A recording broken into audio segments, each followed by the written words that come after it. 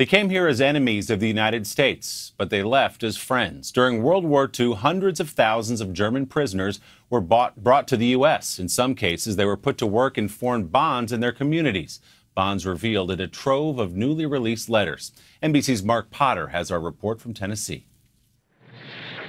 This story of kindness and love begins with the horrors of World War II, where the Allies brought hundreds of thousands of prisoners to the U.S. One of the camps, holding more than 300 German prisoners, was built on a family farm in Lawrenceburg, Tennessee. Today, it's a quiet neighborhood.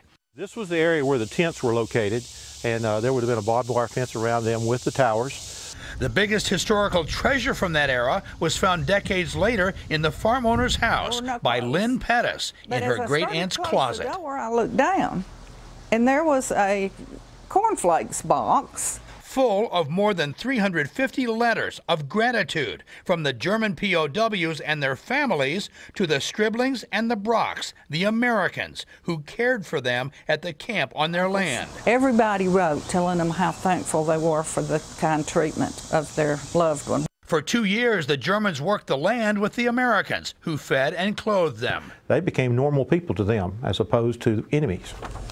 Their letters from after the war are now at Lipscomb University in Nashville, translated by Professor Charlie McVeigh and German student Ines Konchevitz. Die nicht Böses mit Bösem vergelten. In their writings, often very personal, the Germans referred to the Americans as family members. Well, dear mother, I wish that I can see you. I love you. Some would send gifts and photos of their new families and were grateful for the many gifts sent by the Americans, including a wedding dress. I am happy when I see that dress. I am married for 1 week.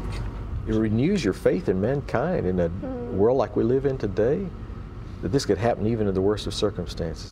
Heartfelt letters from long ago, from bonds made during a time of war, still inspiring today.